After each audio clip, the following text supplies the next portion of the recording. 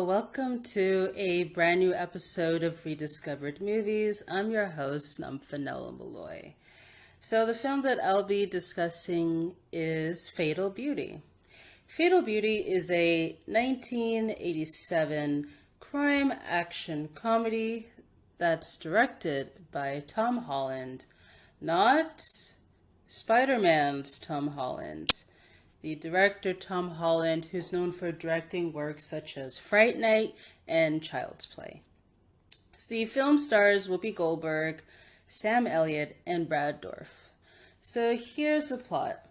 Rita Rizzoli, played by Whoopi Goldberg, is a narcotics police officer that often goes undercover to get the bad guys. When a drug shipment is hijacked, the thieves don't know that the drug is unusually pure and packs of fatal beauty. So they begin to turning up next to many dead bodies. Mike Marshak, played by Sam Elliott, works for the original owner of the drugs and tries to tell himself that since he doesn't handle the drugs, he's clean. Mike becomes Rita's constant companion as the drug dealers, who are nearly psychotic and very well armed, are hunted while more and more bodies continue to turn up. So the film was released in theaters on October 30th, 1987. It opened at number 4 with over $2.6 million. So films that beat this at the box office include Fatal Attraction, Baby Boom, and Suspect. It made over $12 million during its theatrical release. In terms of reception, it has a 21% critic score and a 42% audience score. The film is available to stream on Tubi and is also available on demand, so check your local provider. Alright, let's go on to first discoveries. So, I remember growing up, I had the VHS tape and would often watch a movie at times with my family. And when I was young, I found the film was very intense because of the subject matter dealing with drugs, and also too with the action scenes, which is very heightened by the score. So I felt like a combo of all those things kind of made it scary for me to watch at the time. But as I grew up, I really enjoyed it as a crime action movie. So, and also too, I found that this movie is very anti-drugs. I don't know if that makes the film to be more propaganda in terms of that subject matter, but it's very clear in this movie that doing drugs or dealing with drugs is a big no-no. And also, I liked, with Whoopi Goldberg, she delivers, with this movie. It was nice to see her, not in so much of a comedic role, but it's a bit serious, but also, too, she shines, in her comedic moments, whether it's improv or not. And one thing to note that this movie, was heavily compared to Beverly Hills Cop at the time. And I would say to that, I see it, but then at the same time, I don't. So they both have black leads that were intended for other actors. So because of Fatal Beauty, it was intended for Cher, while with Beverly Hills Cop was intended for Sylvester Stallone.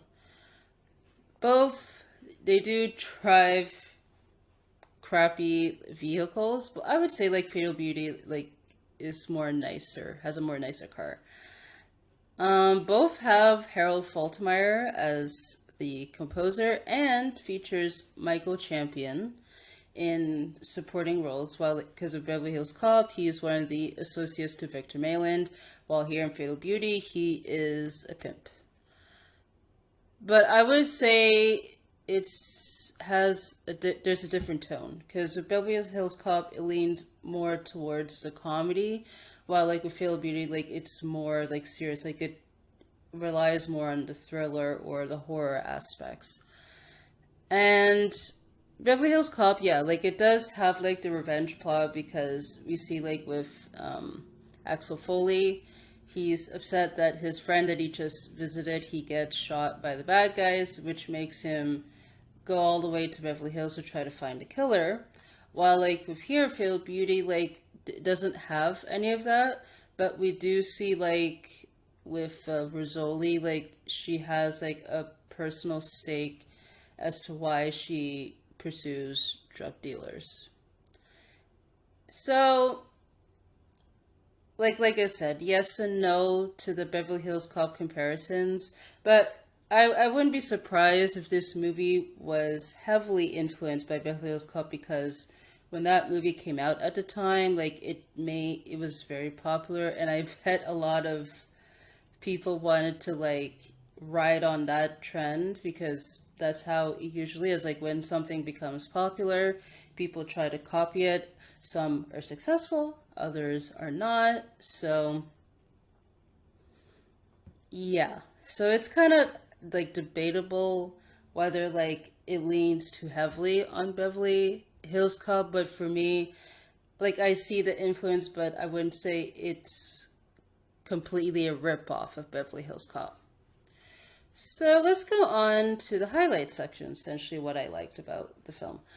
So I'll say for one, yeah, Whoopi Goldberg, because I enjoyed her performance with this movie, because she delivers with the comedic moments. You can see in examples such as when she goes like undercover, or like when she's like bantering like with fellow detectives or with her boss. But I was also surprised like with the more dramatic moments, like especially when she reveals to Marshak, her past like with drugs, because I found that was like quite a surprise, but also too like it was just great to see her, more than a comedian.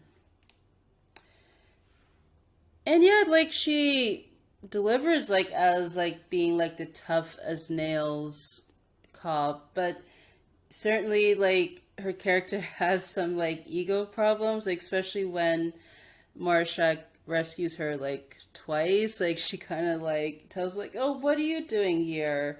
Like in the way she kind of like is saying, "Oh, I could have handled this on my own," even though she doesn't. But yeah, that was cool. I also too liked the cat. Like her cat is hilarious, because we don't have too many scenes with the cat, because there's one where like we see the cat decides to eat her sandwich that she gets from the bakery after her long day at work.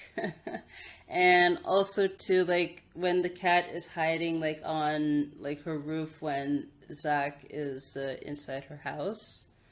So yeah, like it was nice like just outside of like the main plot to see like those moments with her. Like it kind of like shows a more like a human side to her character.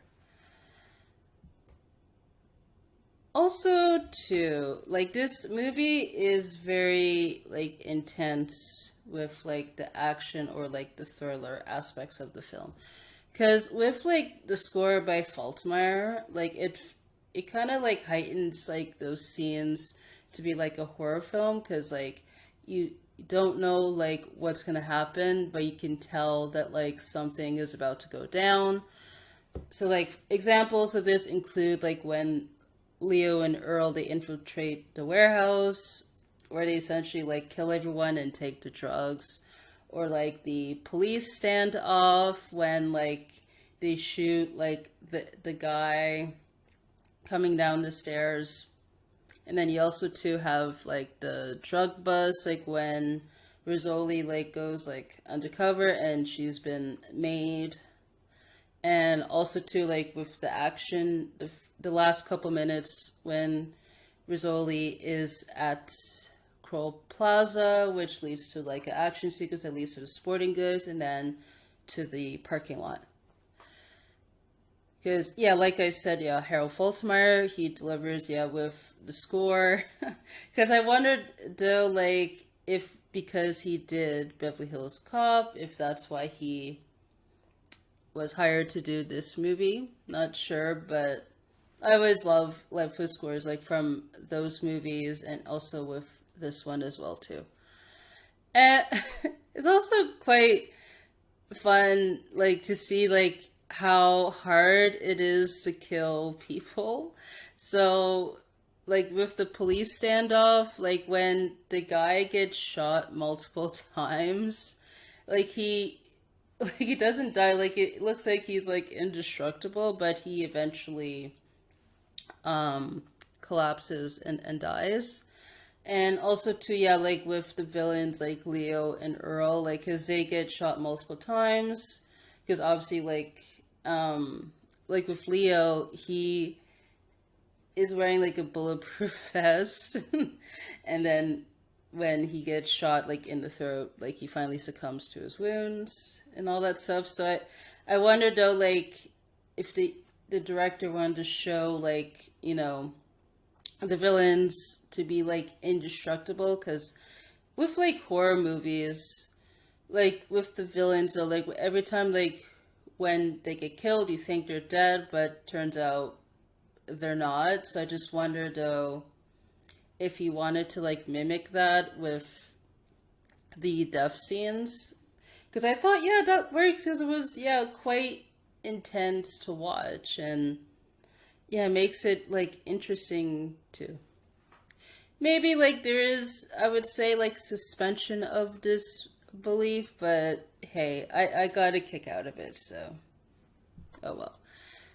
I would say like a scene that I enjoy is with Rizzoli having like the argument with Cecile at her place, because essentially like this point of the movie, like Rizzoli like is trying to get information from Cecile on who got the drugs that killed, I guess, her son Zach's friends. And Cecile, like, I don't know, she seems like she doesn't want to give answers because she'd rather be, you know, like hanging out like with her friends and that sort of deal.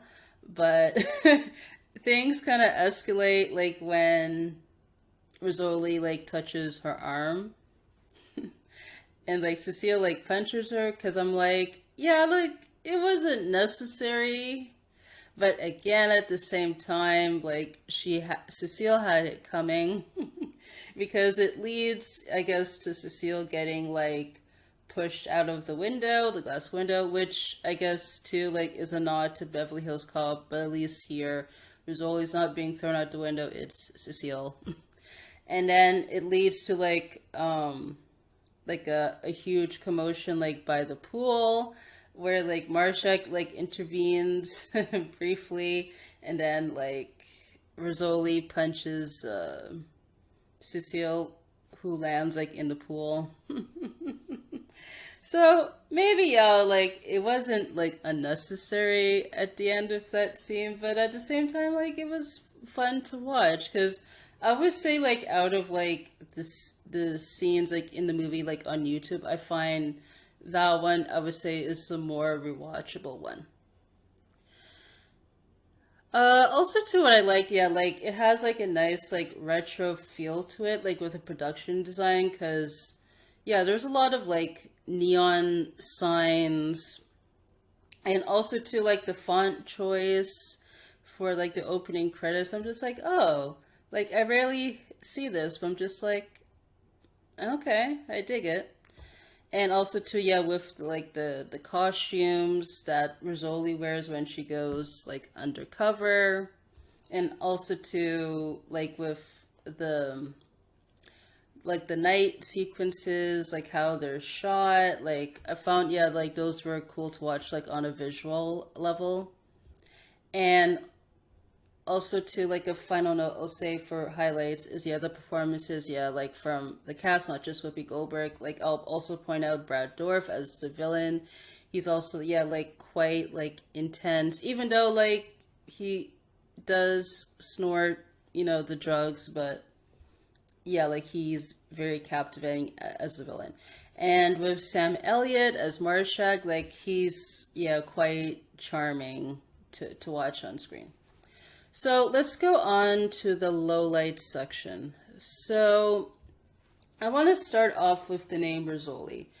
So clearly, like, this movie was like tailored for Cher because it's supposed to be like an Italian detective. And then when she dropped out, and then Whoopi Goldberg got a cast in the role, I guess they didn't make the changes. I don't know if it was because of time or they felt like it wasn't unnecessary. So if they wanted to, let's say, keep the character like Italian, like maybe they could have said that, like, oh, maybe she's mixed, she's half black, half Italian. Or they could have just changed the name completely. Because I found, like, for the most part, like, with the character being Italian, didn't really do anything for the plot, per se. Like, maybe with the exception when Marshak is flirting with Rizzoli when they first meet. But really, like, outside of that, it doesn't really do anything. So, yeah, they could have either changed the name or I don't know. Or just not make a big deal that she's Italian. Like, it's just like a last name. It could have went either or. So with like Marshak and Rizzoli, I felt like the romance was quite forced because for me, like, it didn't really serve anything like with the plot. Maybe just to show that, oh, these two characters have chemistry, but like clearly, like, she's not interested in him, but he is interested, I guess, in her. But because his boss kind of wants them to get close, I guess, to get information on Leo and Earl and so forth. But yeah, like, it didn't felt genuine with the romance. And I felt like too, like, when Rizzoli gets mad at Mershak, at times, like, when the bodies start to pile up, like, she blames it on him. And I just wondered, like, why?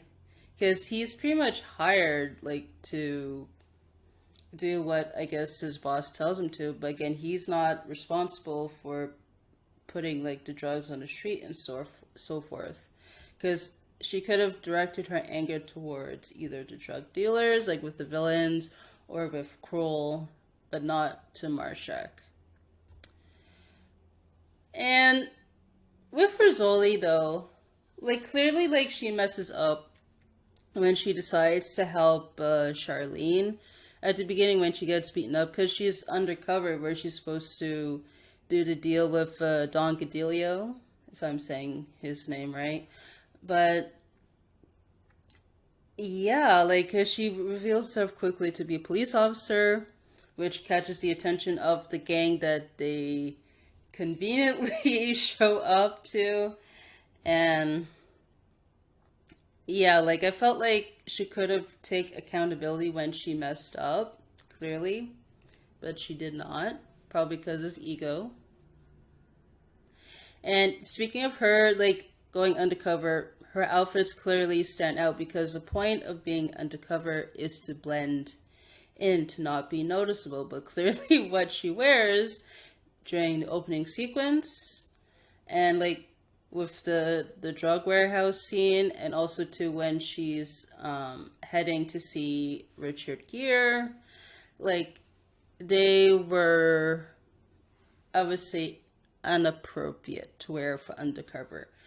Because also to, like, why does she wear the same outfit twice?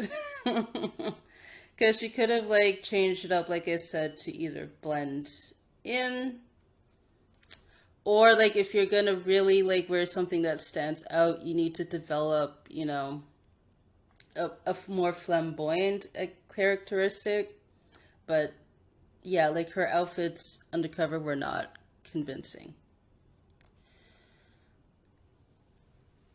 When, like, she mentions her past with drugs to Marshak, like, yeah, like, it was, I guess, a very emotional moment for her because clearly, like, when, like, as she's, you know, trying to solve the case, like, it clearly takes a toll as more bodies, you know, start to pile up.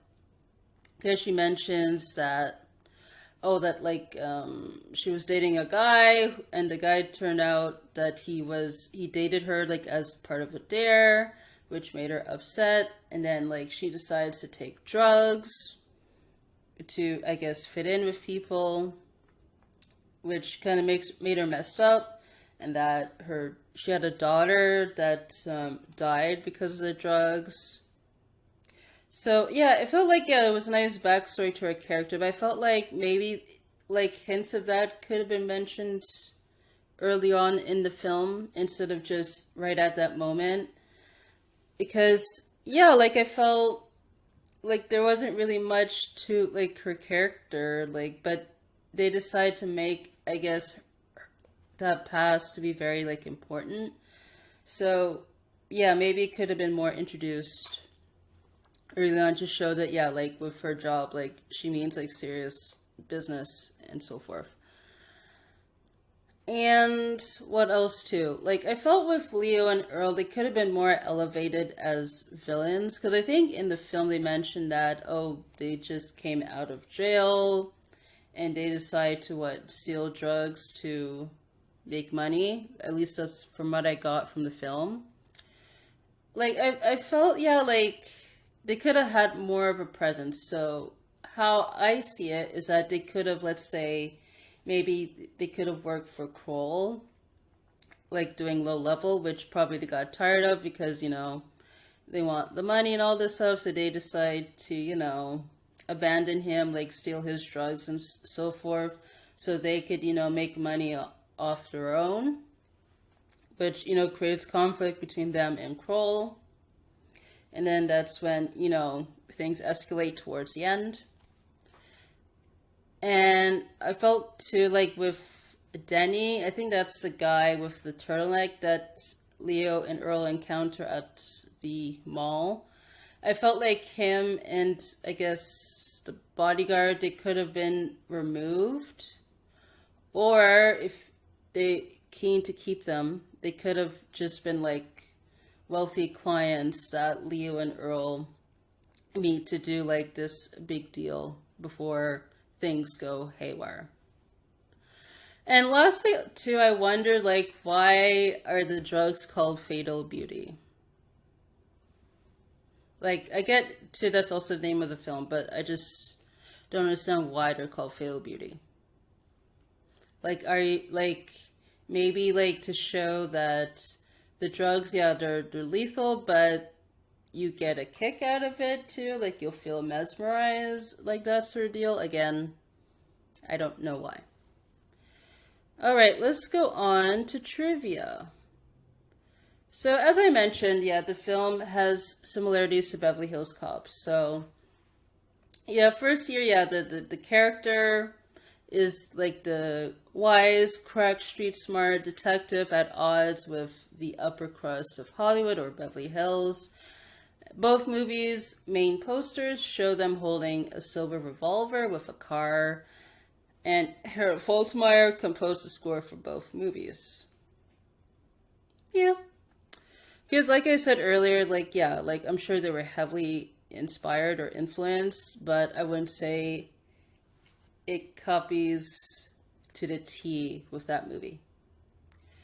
So the film apparently was released 3 years after Beverly Hills Cop, because the first one came out in 1984. So, but apparently though, with this film, Fatal Beauty was released the same year as Beverly Hills Cop 2, because the sequel came out mid-May, while like with this film came out in October. So the sequel, of course, Beverly Hills was a hit, while with this film was a failure. So also too, so yeah, with Whoopi Goldberg, so she's of course African American, but plays Rita Rizzoli, which, like I said, is Italian. Roger Ebert, he mentioned that the, quote, Italian name is much remarked upon, but never explained. But it's possible that she's divorced and kept the name. And also, too, there are over 1 million Black people in Italy, so she could very well be of Italian descent. So yeah, like I said, like they could have like either just changed the name if they don't want the character to be Italian, or like if the name is not a big deal, like keep the name but don't make the big deal that she's Italian, if that makes sense. So as I mentioned, like shared, like she was supposed to star in the film. So in July 1986, John Milius, he was working on the script and intended to direct. She dropped out of the film to star in Moonstruck, I guess wise choice on her part. And by November that year, Tom Holland was attached as director with Whoopi Goldberg to star. Also, I guess Tom Holland, he later admitted that Fatal Beauty was an effort to expand his range as a filmmaker beyond horror genre, but that Fatal Beauty was a mistake. He says initially they planned to cast Cher as Rita, but she bowed out early on, which is what I should have done. Like, I don't think it's a bad movie.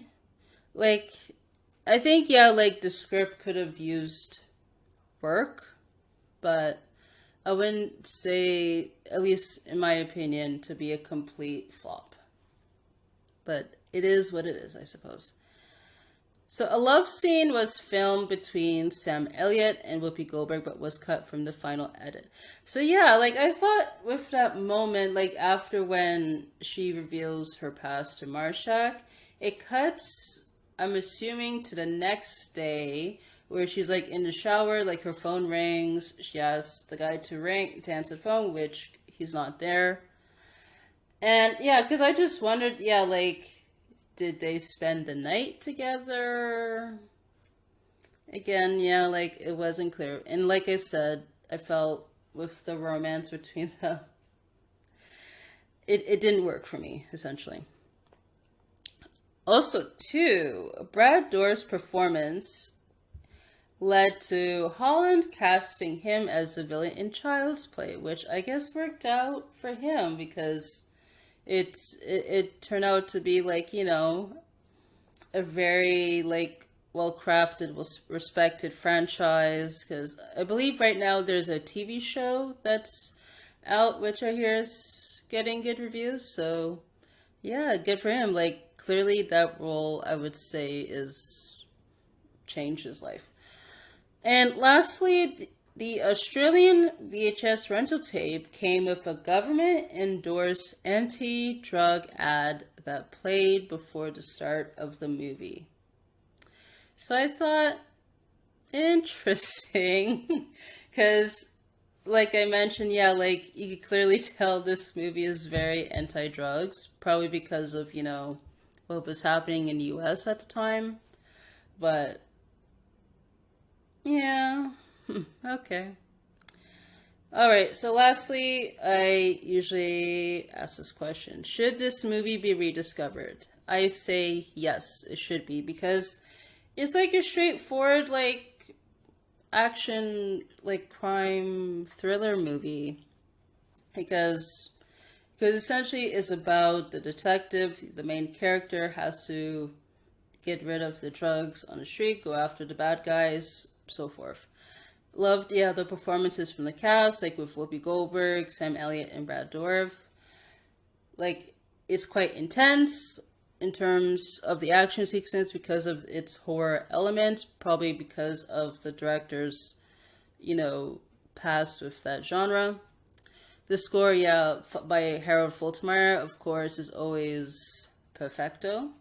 And it has a nice throwback to the 80s. So if you guys haven't seen the movie, please check it out. Check your local provider. All right, so that pretty much concludes this episode of the podcast. So you could follow myself on Twitter and Instagram at Nomfanelo. You could follow the podcast on Twitter and Instagram at RDMoviesPod, and you can use the hashtag RDMoviesPod. You can answer the featured question on Spotify. You can please like, share, and subscribe to the podcast on your preferred platform. And you could submit questions, comments, and suggestions by email, which is rediscoveredmovies@gmail.com. Or you could also leave a short voice message on anchor.fm/rdmoviespod. I want to say thank you guys so much for tuning in to this episode of the podcast. Until next time.